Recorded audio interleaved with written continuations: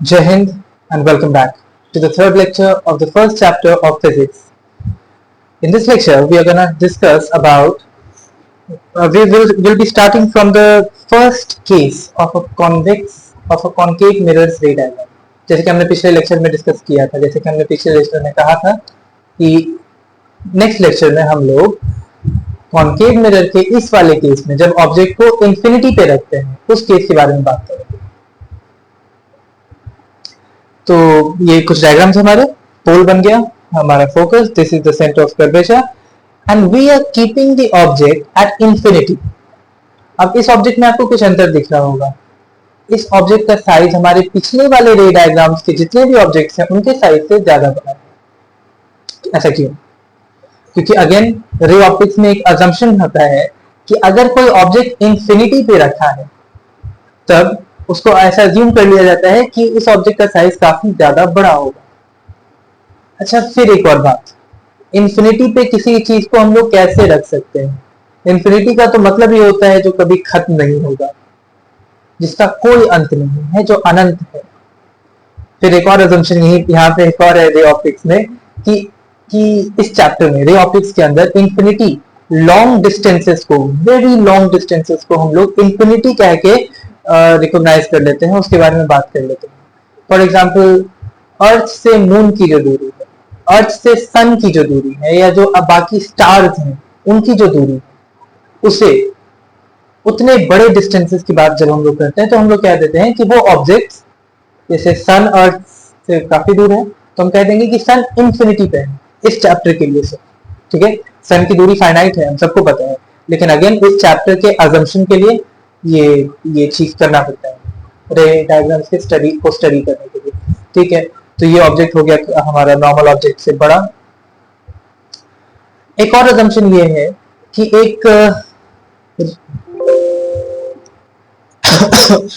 एक ऑब्जेक्ट जो इंफिनिटी पे रखा है उससे जब रेज ऑफ लाइट निकलते हैं तो वो हमेशा प्रिंसिपल एक्सिस के पैरेलल ही जाएंगे।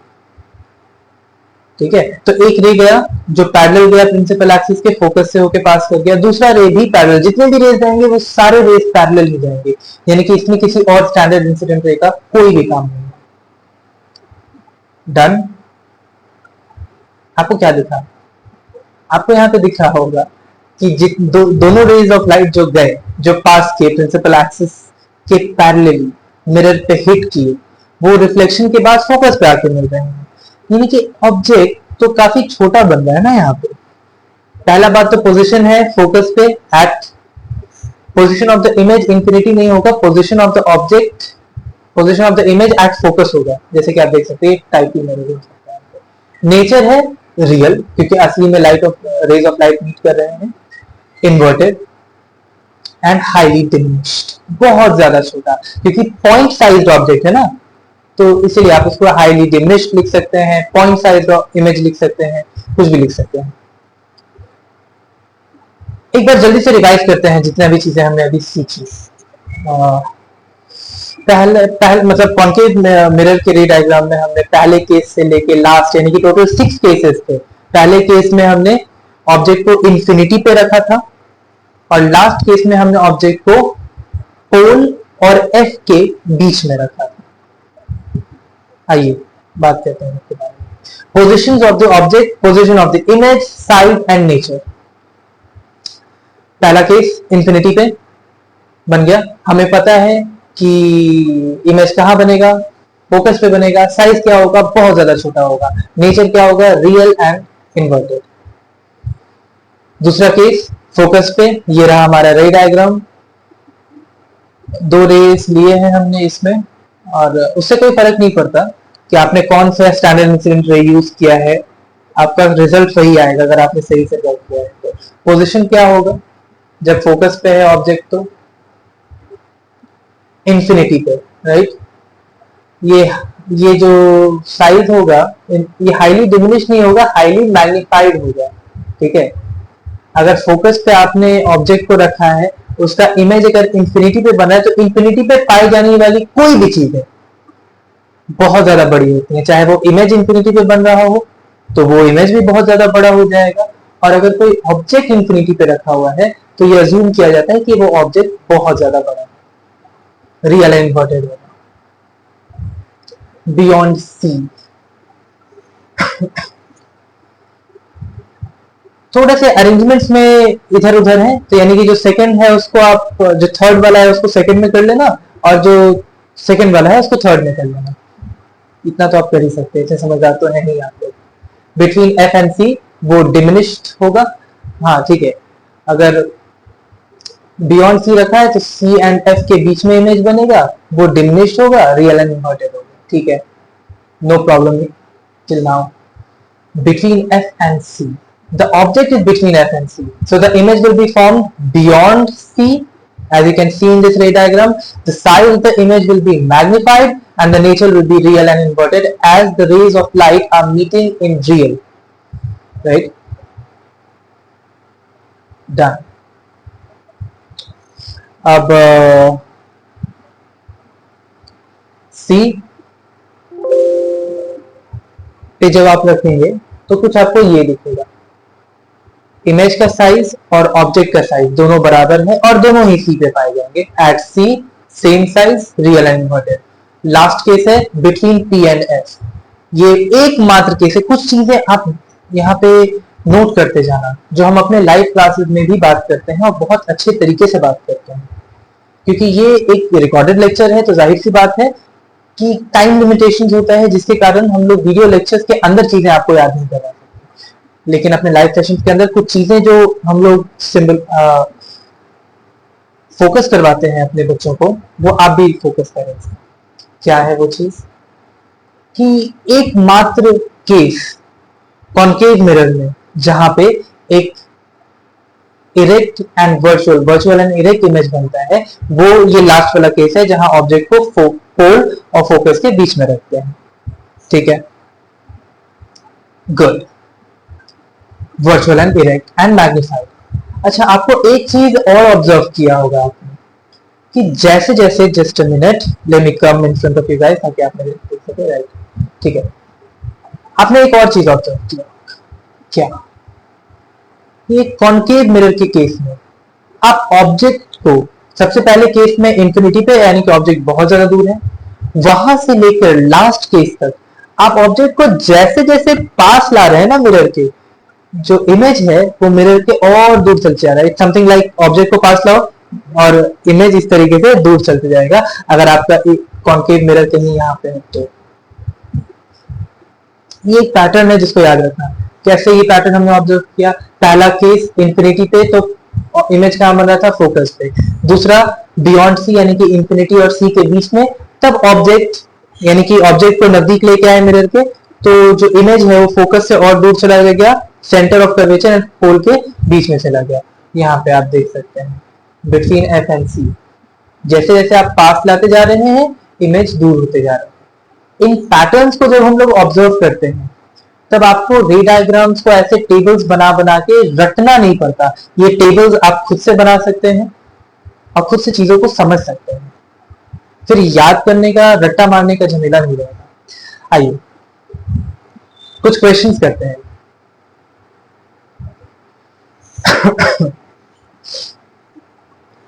ये है हमारा पहला सवाल, इंटरेस्टिंग सवाल है, बहुत ही ज्यादा आसान सवाल है।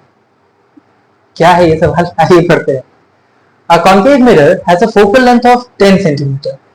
Okay, 10 centimeter है, concave mirror है, focal length 10 centimeter है। Where should an object be placed in front of this concave mirror to obtain an image which is real, inverted and same size as the object?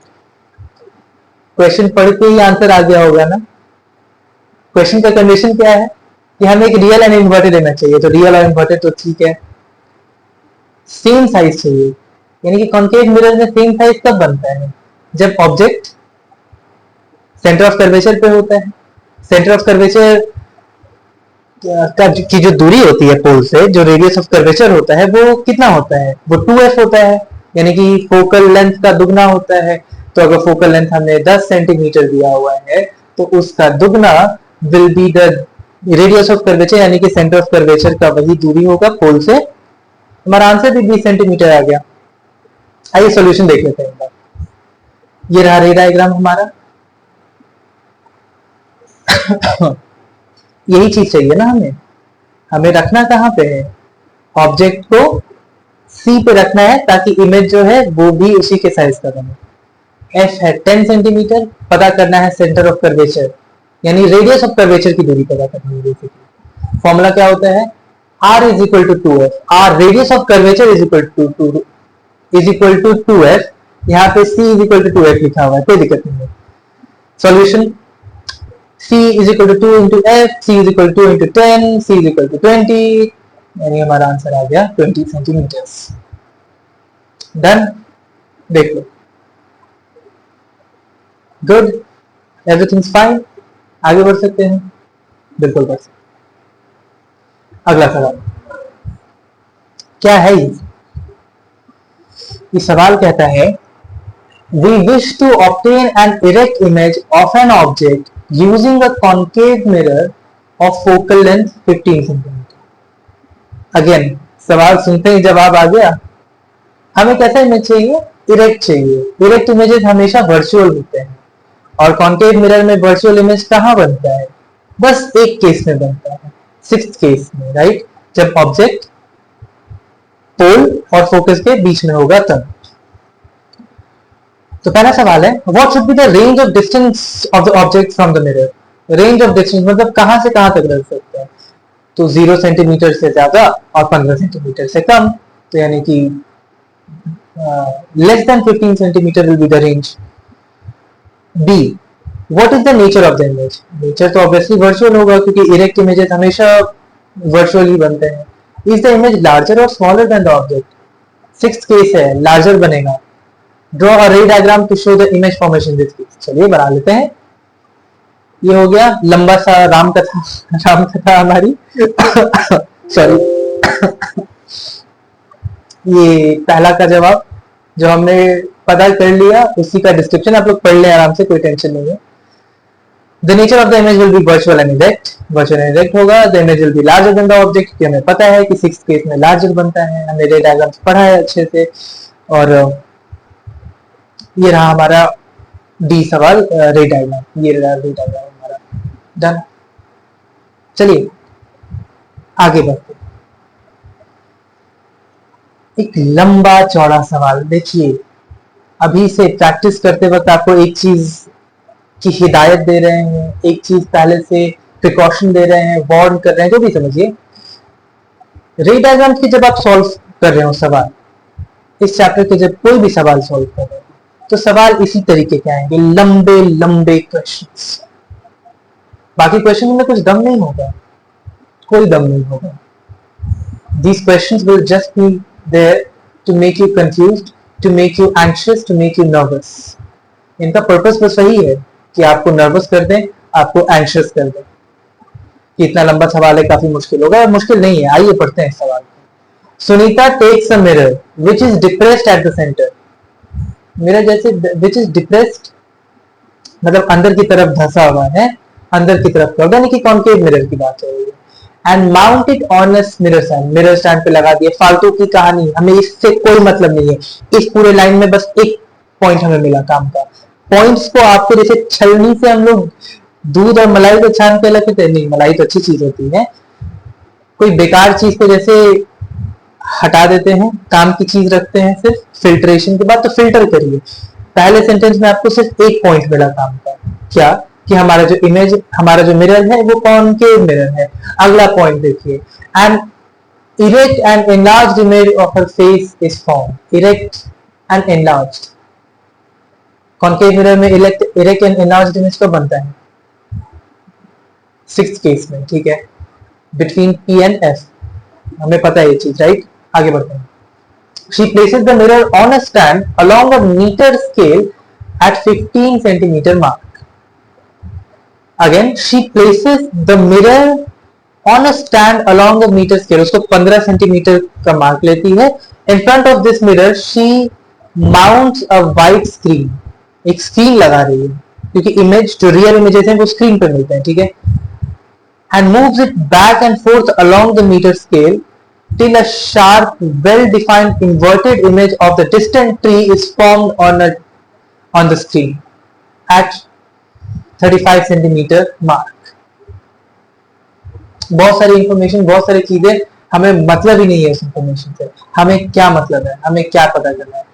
हमें दिया गया है 15 centimetre, ये जो आपका है distant tree is form at screen at 35 centimetre, यानी कि जो इमेज है वो कितने दूरी पे बना, 35 सेंटीमीटर पे। पहला सवाल है इसमें, name the mirror and find its focal length. Mirror कौन सा है? मिरर ऑब्वियसली आपका कॉनकेव मिरर है, राइट। फोकल लेंथ कितना हो जाएगा? 35 minus 15, that is 20 centimetre. Second, because the incident ray is parallel to each other after reflection from the concave mirror meets at focus and produce sharp image at focus. क्या? Why does Sunita get a sharp image of the distant object at 35 centimeter? ये उसका explanation है. It was a simple question, very simple question. सिर्फ language को बहुत ज्यादा लंबा चौड़ा कर दिया गया था ताकि आप लोगों को लगे, ताकि हम लोगों को लगे कि ये कंफ्यूजिंग है, but these questions are not confusing at all. Let's move ahead. This is our next question. What does it say? कुछ टेबल दिए, एक टेबल दिया हुआ है, इस टेबल में कुछ इंफॉर्मेशन है, उनके बेसिस पे हमें दो सवाल सॉल्व करने हैं. Out of three, in which case the mirror will form the image having same size as an object? पहला है ऑब्जेक्ट डिस्टेंस 30 सेंटीमीटर है, फोकल लेंथ 20, 2 में object distance 10, focal length 15, object distance 20 और फोकल लेंथ 10. क्या जवाब मिल गया? जवाब मिल गया होगा. क्या जवाब है? ऑप्शन थर्ड केस में, राइट. पहला क्वेश्चन का जवाब है थर्ड वाला जो इंफॉर्मेशन है उसमें. क्यों? क्योंकि फोकल लेंथ कितना है? 10 सेंटीमीटर. तो सेंटर ऑफ कर्वेचर कहां पे बनेगा? 20 सेंटीमीटर पे, और ऑब्जेक्ट भी कहां रखा हुआ है? 20 सेंटीमीटर पे. आ गया ना जवाब?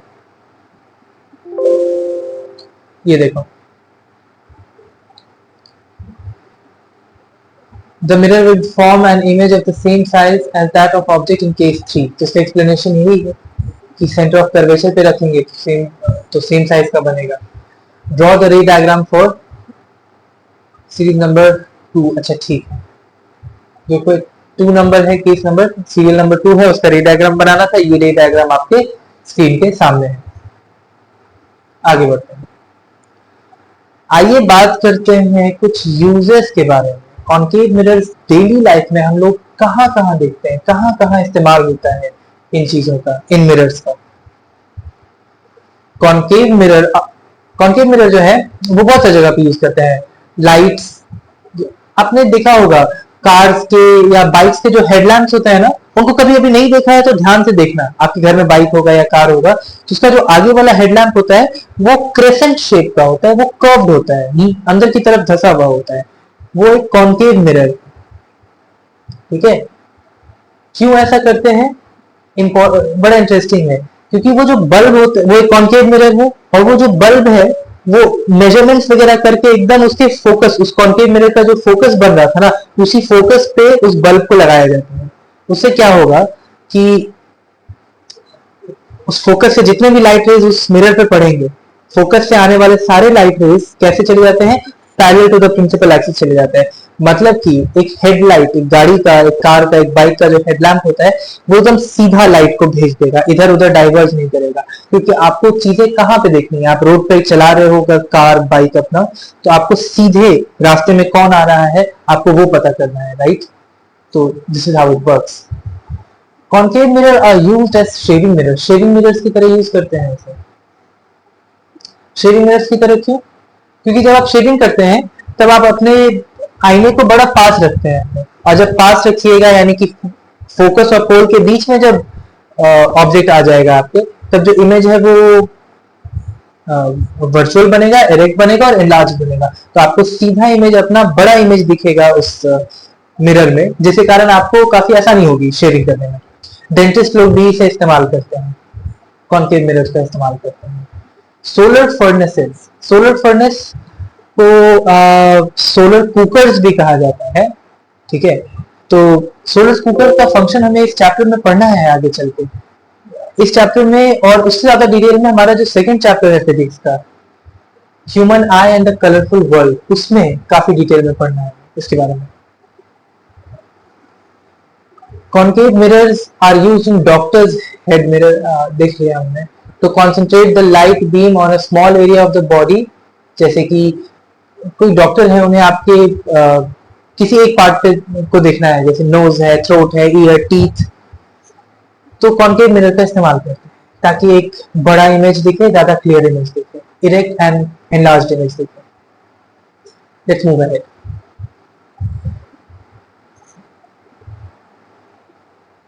अब हम लोग अपने नेक्स्ट टॉपिक में बढ़ रहे हैं। कॉन्केव मिरर वाला पार्ट पूरी तरीके से कंप्लीट हो गया है। अब हमें पढ़ना है कॉन्वेक्स मिरर्स के बारे में, ठीक है। तो इसमें क्या रूल्स होते हैं, इनमें क्या स्टैंडर्ड इंसिडेंट रेज होता है। स्टैंडर्ड इंसिडेंट रेज एकदम सेम है, ठीक है, थोड़ा सा अंतर बस होता है। क्या क्या होता है वो हम लोग देखने वाले हैं। रूल 1 ये ड्रॉ कर लिया हमने, कुछ इस तरीके का हमारा कॉन्केव, ये कॉन्वेक्स मिरर है और उसमें principal axis, pole, focus, centre of curvature सब चीज बना दी। अगर कोई लाइट रे, एक ऑब्जेक्ट है, अच्छा ऑब्जेक्ट को हम हमेशा रिफ्लेक्टिंग सरफेस पे रखेंगे, राइट, तो इसमें कंफ्यूज मत होना। तो रिफ्लेक्टिंग सरफेस ये बाहर की तरफ वाला हिस्सा है, तो ऑब्जेक्ट को हमने ऑब्जेक्ट ए बी को रखा, इंसिडेंट रे गया वहां पे। ये क्या हुआ, ये हुआ बस ये ना कि कॉन्वेक्स मिरर में लाइट असलियत में फोकस से होके पास नहीं करता है। हमारे आंखों को ऐसा अज्यूम होता है कि जो लाइट रे है वो फोकस से होते हुए पास कर रहा है, जैसे कि आप देख रहे हैं यहाँ पे, राइट। रिफ्लेक्टिंग सरफेस इधर है, ऑब्जेक्ट भी आपने इधर रखा कहीं पे। अब जो पैरेलल लाइट रे गया प्रिंसिपल एक्सिस पे, वो चला तो ऊपर की तरफ गया, लेकिन यहाँ पे कोई आदमी अगर ऊपर में खड़ा है ना, तो उसे ऐसा अज्यूम होगा, ऐसा दिखेगा कि वो लाइट रे कहां से आ रहा है, कहीं पीछे से आ रहा है, मिरर के पीछे से आ रहा है, फोकस से आ रहा है। तो नियम वहां पे भी काम कर रहा है। यहाँ पे बस अंतर यहाँ ये है, इस वाले वर्ड को देखना, appears to diverge from the focus. Appear करता है, ऐसा लगता है, ऐसा आभास होता है हमारे दिमाग को। Rule 2, a ray directed in the direction of center of curvature of a convex mirror is reflected back along the same path. लंबा चौड़ा लाइन कुछ नहीं, मतलब ऐसा है, बस यही है कि एक लाइट रे जो सेंटर ऑफ कर्वेचर की डायरेक्शन में जा रही है, गया ना सेंटर ऑफ कर्वेचर की डायरेक्शन में, वो अपीयर करेगा कि वो वहीं से निकल के आ रहा है, राइट। असलियत में तो वो वहां तक पहुंचा भी नहीं था, लेकिन हमें अज्यूम होगा, हमारा दिमाग ये अज्यूम कर लेगा कि वो वहीं से आ रहा है, सेंटर ऑफ कर्वेचर से आ रहा है। अगला है, एक इंसिडेंट रे अगर फोकस के थ्रू, फोकस की डायरेक्शन में पास करता है, ठीक है, a ray which is directed towards the principal focus becomes parallel to the principal axis। यहाँ पे थोड़ी सी गड़बड़ी है, ये जो आप मिरर के पीछे वाला एरिया देख रहे हो ना, यहाँ पे वो उसमें dot dot centre of curvature के पास नहीं, तो यहाँ पे फोकस के पास होना चाहिए था, यहाँ फोकस के पास होना चाहिए। तो फोकस के पास यानी कि फोकस के थ्रू, फोकस के डायरेक्शन में अगर लाइट रे को हम लोग सेंड करेंगे, तो वो रिफ्लेक्शन के बाद प्रिंसिपल एक्सिस के पैरेलली चला जाएगा, जैसे ये येलो वाला लाइन आपको दिख रहा है यहाँ पे, ठीक है। आगे बढ़ते हैं।